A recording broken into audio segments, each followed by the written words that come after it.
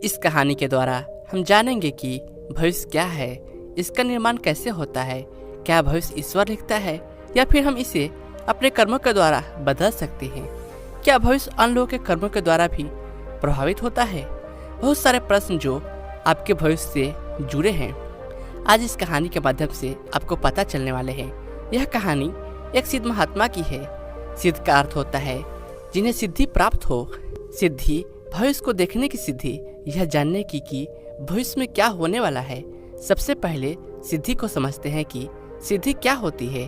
सिद्धि बिल्कुल ऐसी है कि एक छोटा बच्चा है जिसे पेड़ पर आम लगा हुआ दिख रहा है, लेकिन वह उस पेड़ पर चढ़कर उस आम को तोड़ नहीं सकता। तभी वहाँ एक बड़ा लड़का आता है और उस बच्चे से कहता है, क्या तुम्हें वह आम चाहिए? छोटा बच्चा कहता है, हाँ मुझे वह आम चाहिए।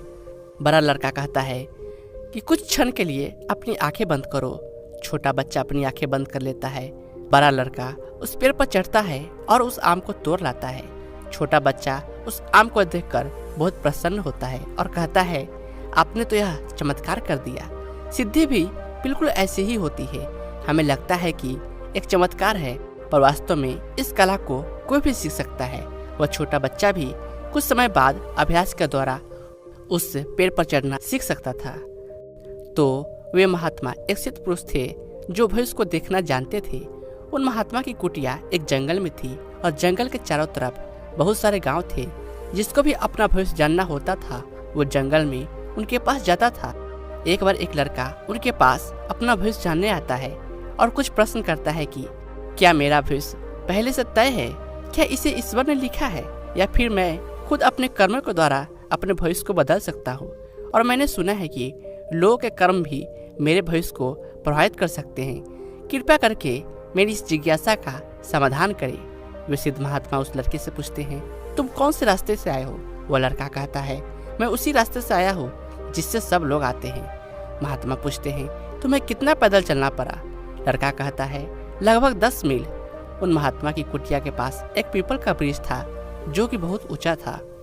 वे महात्मा उस लड़के से कहते हैं, इस पीपल के वृक्ष की चोटी पर चढ़कर यह देखो कि तुम्हारा गांव कौन सी दिशा में है और उसकी दूरी यहाँ से कितनी होगी।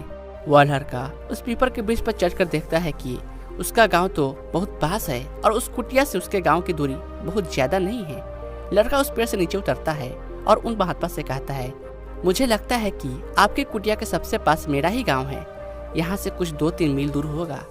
वे महात्मा उस लड़के से पूछते हैं, फिर तुम 10 मील का सफर तय करके क्यों आए हो?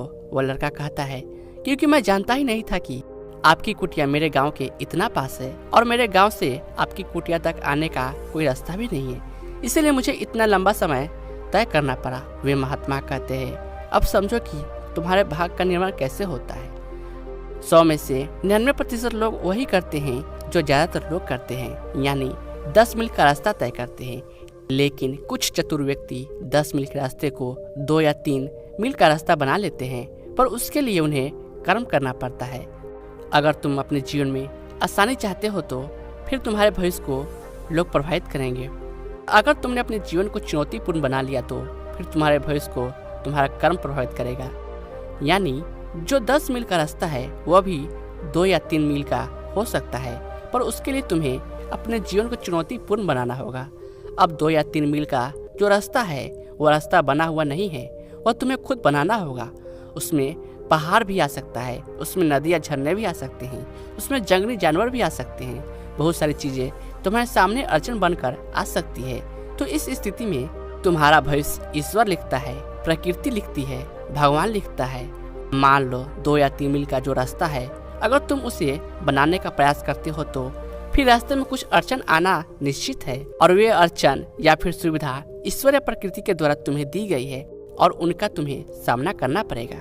जो व्यक्ति लोगों के हिसाब से चलता है उसका भविष्य लोग प्रभावित करते हैं और उसके जीवन में अड़चन कम आती है और उसके जीवन का विकास भी कम होता है।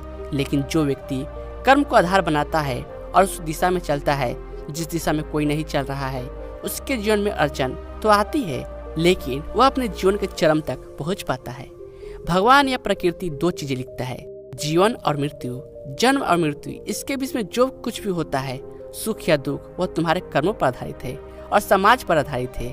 जिसके हिसाब से मनुष्य जाने अनजाने चलने लगता है।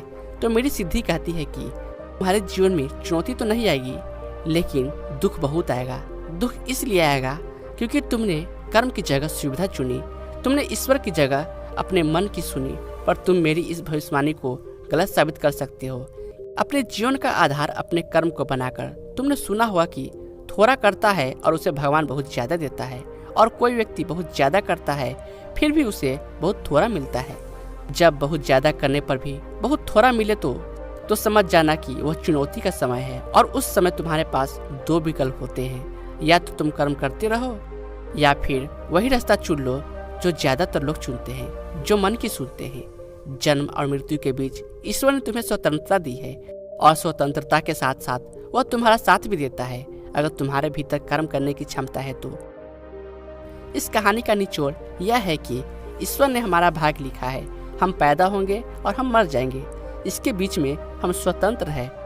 हम बहुत सारी चीजें ऐसे कर सकते हैं कि जो लोग हमसे करवाना चाहते हैं, और फिर हमारा भविष्य भी ऐसा ही बनेगा जैसा कि लोग चाहते हैं। और हम कुछ ऐसा भी कर सकते हैं जो लोगों की सोच से परे की चीज है, और उसमें ईश्वर हमें चुनौतियां देता है, और उन चुनौतियों का सामना कर कर ही उन्हें पार करके हम वही बन पाते हैं जो हमारी वास्तविक क्षमता है। धन्यवाद दोस्तों।